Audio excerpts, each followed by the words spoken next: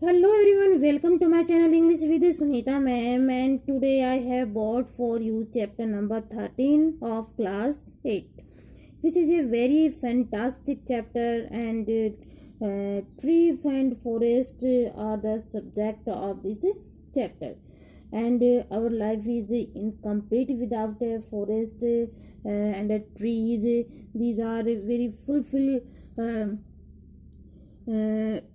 air environment, leaves, fruits, attractive the rainy seasons.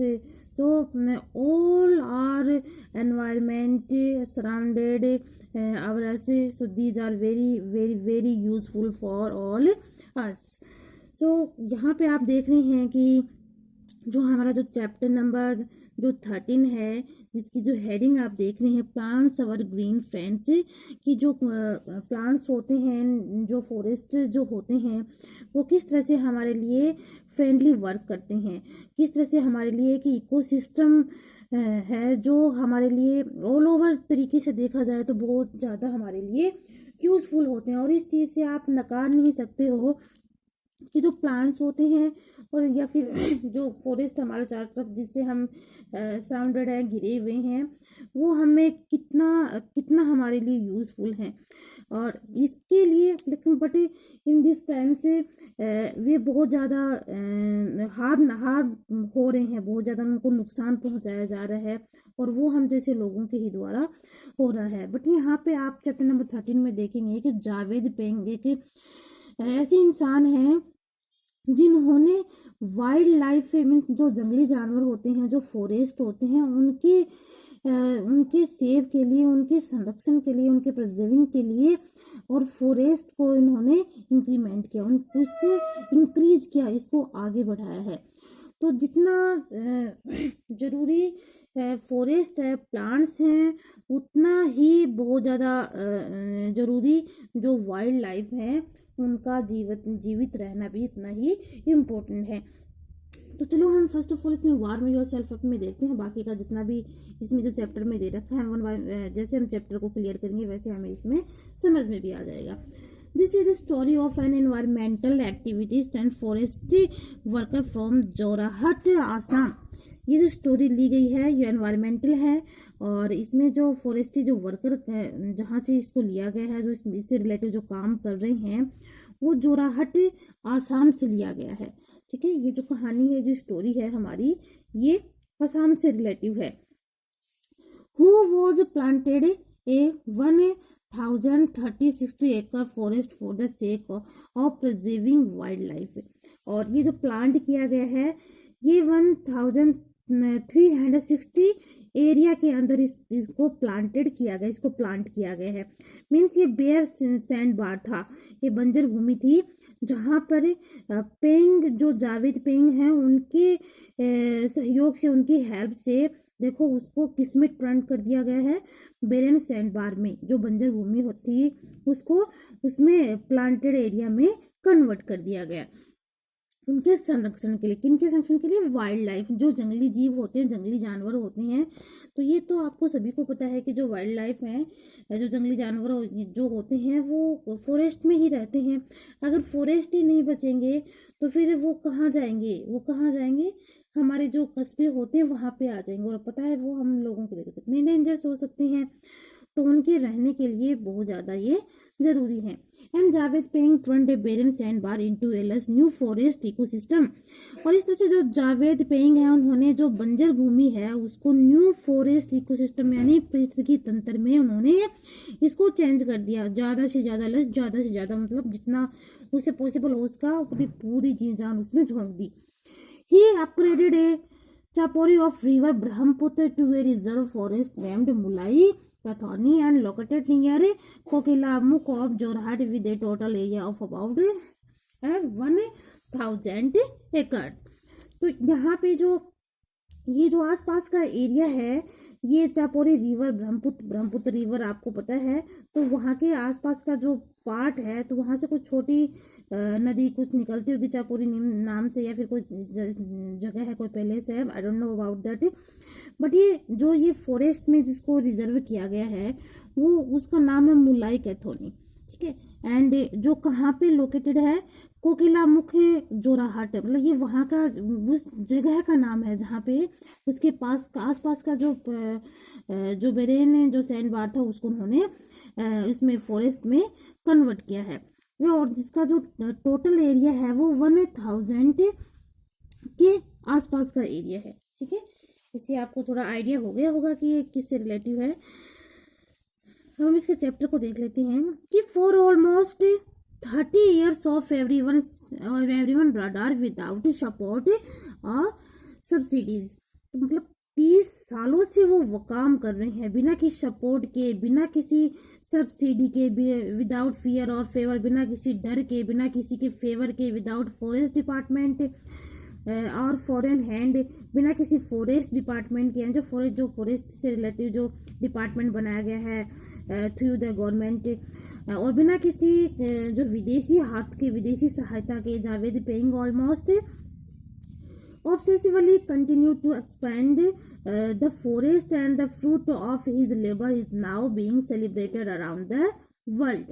बिना किसी भी हेल्प के वो पागलों की तरह ऑब्सेसिवली होता है, पागलों की तरह, मतलब पागल हो गए हैं उस चीज को क्रिएशन करने में, और उसको कंटिन्यू, ऐसा नहीं है कि उसको करके छोड़ दिया है, बल्कि उसका कंटिन्यू उसको एक्सपेंड भी कर रहे हैं, उसका विस्तार भी कर रहे हैं, और जो उसका फॉरेस्ट का, और जो फ्रूट उनसे जो हमें फ्रूट मिलता है, जो गेन होता है, उसके उस लेबर के, उस मेहनत से उन्होंने एक नए सेलिब्रेट अराउंड द वर्ल्ड, मतलब उस वर्ल्ड के चारों तरफ ये चीज भी उन्होंने क्रिएशन किया है, जो नई चीज है, मतलब जो फॉरेस्ट है उसको ही उन्होंने आगे नहीं बढ़ाया, एक्सपेंड नहीं किया है, इसका विस्तार नहीं किया, बल्कि फ्रूट जिनसे हमें फ्रूट मिलता है, या फिर जो जंगली जानवर हैं उनसे उनको हेल्प मिलती है, अपनी लाइफ को, अपने मतलब उनको खाने से रिलेटिव जो फूड मिलता है उसके लिए भी उसने वो आगे वर्क किया है। Educated up to class 10 at a local school, paying born in 1963, और उन्होंने जो एजुकेशन सिर्फ उनकी 10th क्लास तक ही रही है वहाँ के लोकल स्कूल में ही, और पेंग का जो जन्म हुआ था वो 1963 में हुआ है। He started working on the forest when he was just 16, और उन्होंने ये काम शुरू कब किया, जब सिर्फ वो 16 साल के थे, तब से उन्होंने ये काम स्टार्ट किया था। बट इसके पीछे उनकी मतलब किस तरह से वो इस चीज के प्रति अट्रैक्टिव हुए थे कि मुझे ये काम करना चाहिए, ऐसी क्या परिस्थिति ऐसी हो गई थी, ऐसी क्या सिचुएशन हो गई थी जिसकी वजह से वो पागलों की तरह इसके पीछे वर्क करने लग गई। It all started way back in 1979, तो इसके लिए हमें वापस कहाँ पे जाना पड़ेगा, 79 में जाना पड़ेगा। वहां की कुछ ऐसी घटना घटी है जिससे कि वो इंस्पायर हुए थे। When floods was a large number of snakes ashore on the sandbar, जब बाढ़ आई थी, मतलब वहां पे जिस एरिया में ये काम कर रहा है, तो वहां पे बाढ़ आने की वजह से और काफी संख्या में जो स्नेक्स थे वो सैंड बार के तट पे आ गए थे। One day after the waters had receded Payeng found the palace dotted with the dead reptiles, और एक दिन उन्होंने क्या देखा कि पानी कम होने की वजह से, जो पानी था वो कम होने की वजह से, पेइंग था, उसने क्या पाया कि वहाँ का जो स्थान था उसने उसको डॉट किया कि वहाँ पे बहुत सारे रेप्टाइल्स डेड थे, मरे हुए थे। रेप्टाइल्स एक तरह के स्नेक्स ही होते हैं। That was the turning point of his life, और यही उनकी टर्निंग पॉइंट थी उनके लाइफ की, कि जिन्होंने मरे हुए जो स्नेक्स देखे, तो इस वजह से वो बहुत ज़्यादा इंस्पायर हो गए कि ये जो जंगली जीव हैं, जो एनिमल्स हैं, वो मर गए, तो इसके पीछे मरने का कारण क्या था, वो क्यों इस कारण से वो मर गए थे। ठीक है, तो जैसे उन्होंने रेप्टाइल्स को वहां पे डेड देखा, मरा हुआ देखा, तो आप रेप्टाइल्स जैसे स्नेक्स वगैरह होते हैं, जो रेंग के चलने वाले जो भी होते हैं एनिमल्स, उनको इसमें काउंट किया जाता है। स्नेक भी हो सकते हैं, बाकी अदर्स भी हो सकते हैं।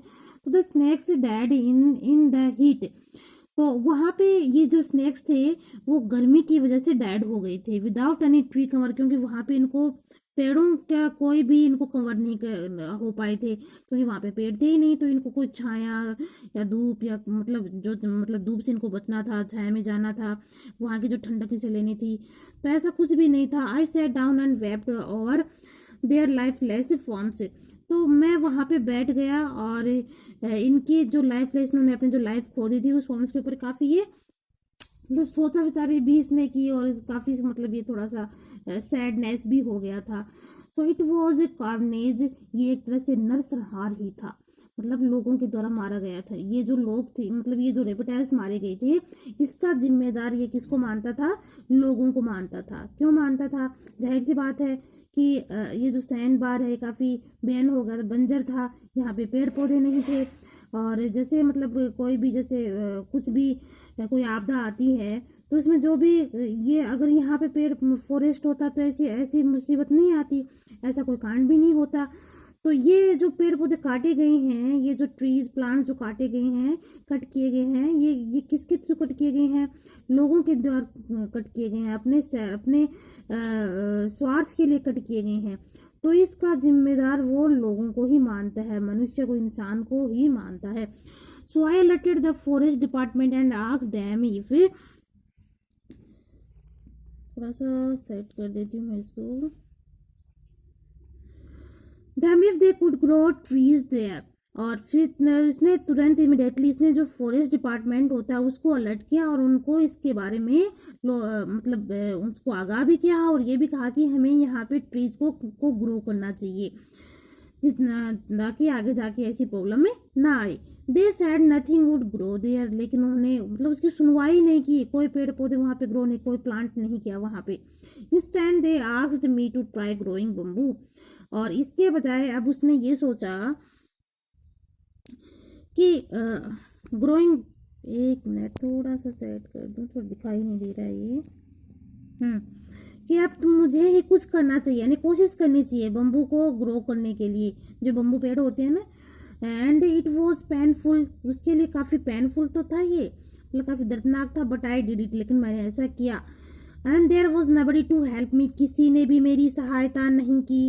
And nobody was interested says paying, और कोई भी इसमें इंटरेस्ट भी नहीं था, यानी कि मेरी हेल्प करने के लिए, फॉरेस्ट में ग्रो करने के लिए, इन लोगों की हेल्प के लिए कोई भी इंटरेस्ट नहीं था, किसी ने मेरी हेल्प नहीं की, ऐसा पेइंग कहता है।